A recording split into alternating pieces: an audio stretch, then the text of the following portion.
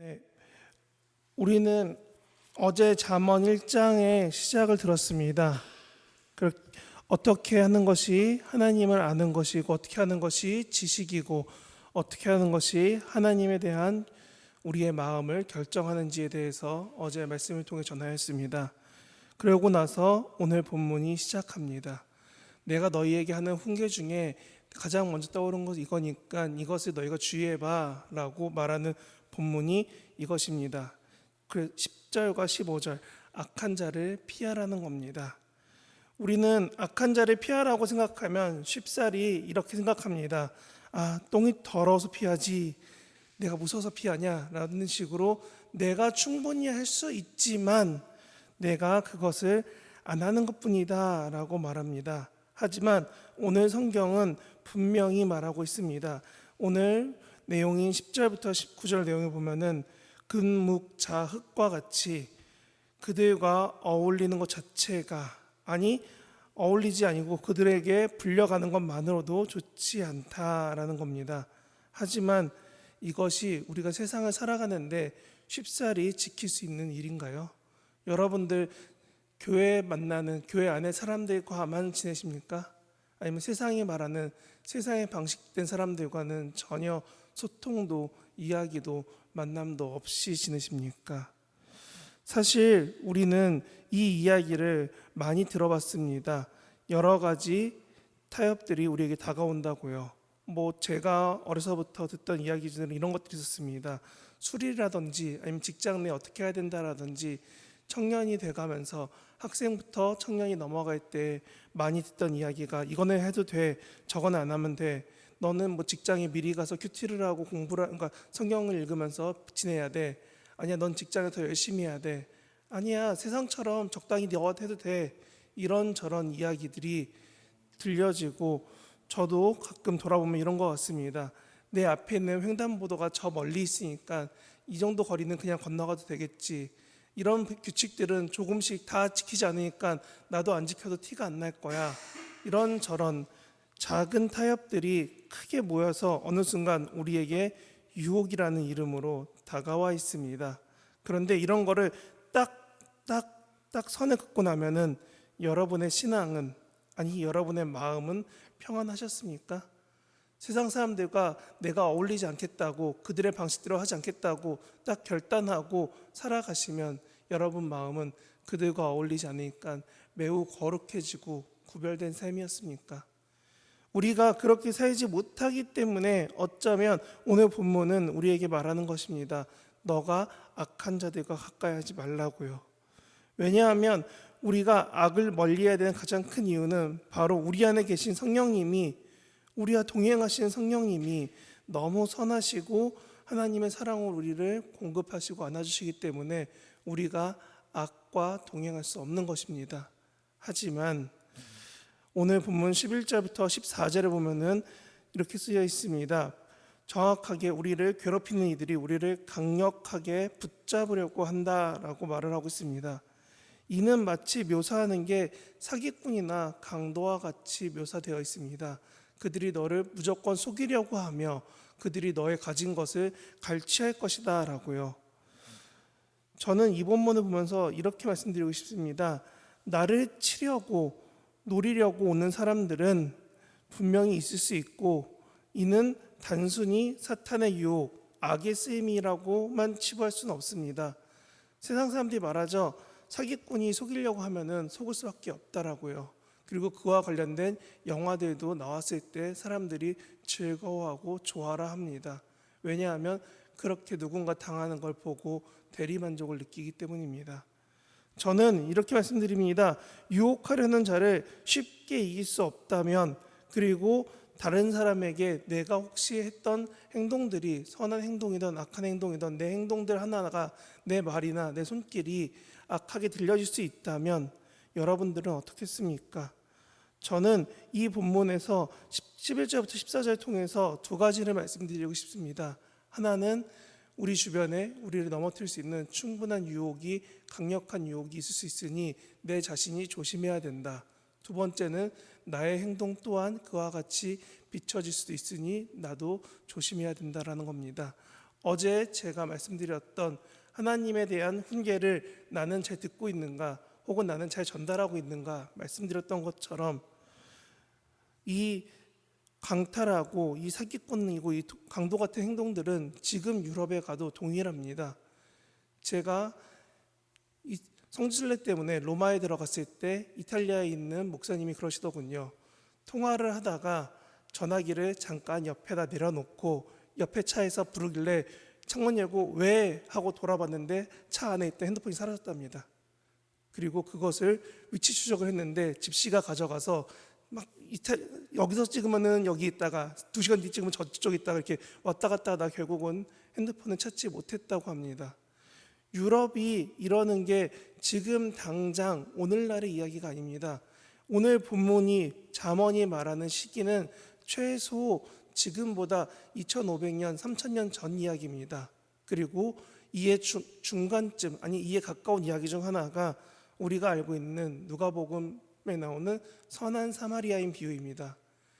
예루살렘 성전으로 오던 사람마저도 강도를 당하니까 사람이 모든 것을 잃어버리고 피가 너무 난자해지고 상처가 심해서 아무도 그에게 손을 대지 않았다고 합니다. 그게 예수님 시대에 지금부터 약 2000년 전에 상태에 강도당한 겁니다. 근데 그거보다 더 전입니다. 그때 사람들은 과연 이 강도를 피할 수 있을까요? 아니면 이 사기꾼들을 피할 수 있을까요? 그렇기 때문에 우리는 쉽사리 이렇게 생각합니다. 하나님이 날 편이니까 나는 괜찮아. 난 강도당하지 않고 난 보호함을 입을 거야. 난 항상 보호받을 거야. 이 말에 결과론적으로 우리가 감사의 표현으로 쓸 수 있지만 저는 11절과 14절을 보면서 이렇게 말씀드리고 싶습니다. 하나님의 보호의 축복이 나에게 당연한 것이 아니라 하나님의 위로이자 배려라고 이해했으면 좋겠습니다. 우리는 너무나 쉽게 이렇게 어렵고 힘든 상황이 왔음에도 불구하고 자연스럽게 생각합니다. 하나님이 내 편이니까 나는 악이 아닐 거야. 하나님이 내 편이니까 난 힘들지 않을 거야. 하나님이 내 편이니까 내가 세상의 방식을 선택하지 않아도 내가 살아가는데 전혀 문제가 없을 거야 라고요. 제 주변에 많은 형들이, 누나들이 그렇게 결단을 하고 회사에 들어가서 많이 고생하는 걸 봤습니다. 그 사람들의 성실함이 회사에서 인정받은 건데 이들이 자신의 성실함보다 신앙이라는 이름 하에 가서 세상에서 부딪혔을 때 많이 힘들어하고 괴로워하고 어려워하는 모습을 봤습니다. 지금은 회사 문화가 뭐 술을 하던 아니면 모임을 하던 이런 거에 대해서 자유로워지고 지금 젊은 세대들은 다시금 말합니다. MZ이기 때문에 뭐 회식이든 자기들 모임을 갖는 거든 자기 마음대로 선택할 수 있다고도 합니다. 하지만 여러분, 우리가 세상에서 지내본 여기 계신 여러분들 모두가 아실 겁니다. 세상과 담쌓고 살 수 있으십니까? 그래서 15절은 다시금 말하는 겁니다. 그들의 길에서 함께하지 말라라고요. 왜냐하면 그들이 준비한 위협이 너무나 강력한데 우리가 어떻게 해야 될까? 그 위험하고 어려우니까 하나님 두려워요. 어떻게 합니까가 아니라 오늘 본문은 말합니다. 그들에 대해서 피할 수 있으면 피하라고 말합니다. 여러분, 우리가 악의 유혹에 넘어가는 이유도 어쩌면 제가 생각했을 때 제 삶에서의 비슷한 모습은 이거였습니다. 사춘기 시절 부모님이 막 뭐 하라고 하면은 하기 싫어서 반항을 하던 것처럼 어쩌면 우리가 하나님 앞에서 주신 은혜와 사랑이 너무 넘치니까 나도 모르게 하나님 앞에서 주셨던 것들을 떠나 저 달콤해 보이는 것에 넘어갈 수도 있습니다. 창세기에 나오지 않습니까? 아담과 하와 중에 하와도 저걸 보고 보암집도 하고 먹음집도 하니 내가 저걸 먹어도 되겠다라고요. 우리는 우리에게 다가오는 유혹을 이렇게 쉽사리 이겨내기 어렵습니다.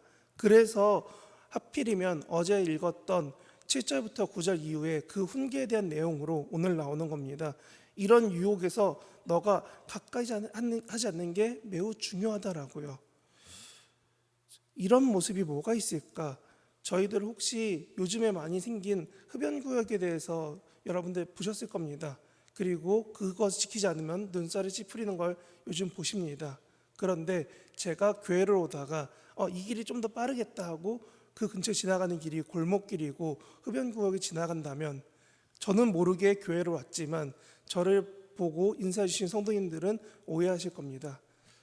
이 목사 몸에서 담배 냄새가 나는데 저 사람 어디서 담배 핀 거 아니야? 라고 오해할 수 있으십니다. 왜냐하면 충분히 아니라는 거 알면서도 그 냄새만으로도 사람들이 판단하게 됩니다. 저는 어쩌면 여기서 멀리 떠나라는 이유가 이와 같이 우리들이 의도하지 않던 우리를 충분히 물들일 수 있기 때문에 그렇습니다. 그리고 이거에 대한 가장 좋은 예시는 저는 알레르기라고 생각이 듭니다. 제가 동물 털에 대해서 알레르기가 있습니다. 그러니까 포유류를 키울 수가 없습니다. 동물이 털이 날아다니면은 뭐 이렇게 건강하고 멀쩡할 때는 상관이 없는데 몸이 피곤하고 뭐 몸이 이렇게 좀 예민해지고 이러면은 그 털 한두 개만 붙어도 막 이렇게 몸 빨갛게 오르고 재채기하고 힘들어합니다. 그런데 이 말씀을 왜 드리냐면 이게 동물이 있는 게 아니라 집에서 동물을 키우는 사람이 동물을 열심히 데리고 같이 생활하고 뒹굴고 놀다가 밖에 나왔는데 저를 만나면은 제가 그 사람을 스쳐 지나갈 때도 예민할 때는 반응이 나타난다는 겁니다. 여러분 삶에서 얼만큼 이렇게 민감하게 반응할 때가 있습니까? 우리 삶에서 알레르기와 같이 과연 우리가 악에 대해서 민감하고 그들에 대해서 반응하려고 노력하고 있는지, 아니면 습관에 따라서 내가 편한 대로 선택하고 행동하고 그러다가 나도 모르게 타인을 위해서 넘어가는 것이 있지 않는지.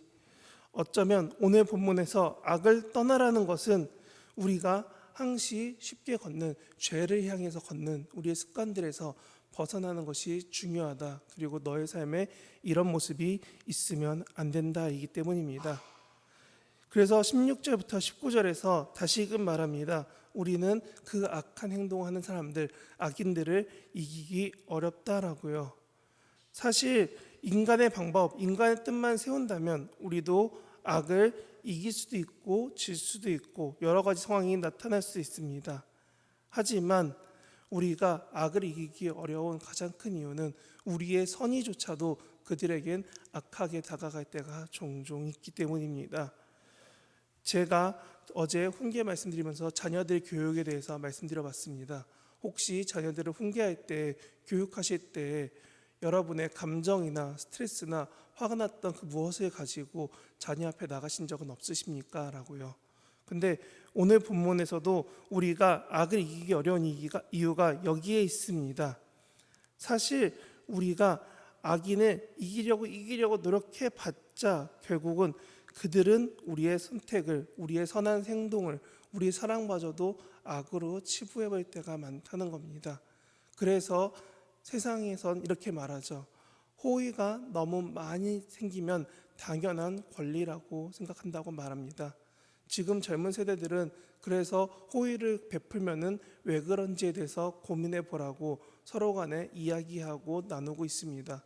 하지만 세상에서 교회는 항상 호의를 베푸는 곳, 세상에서 교회는 항상 선한 곳, 세상에서 교회는 항상 손해보는 곳.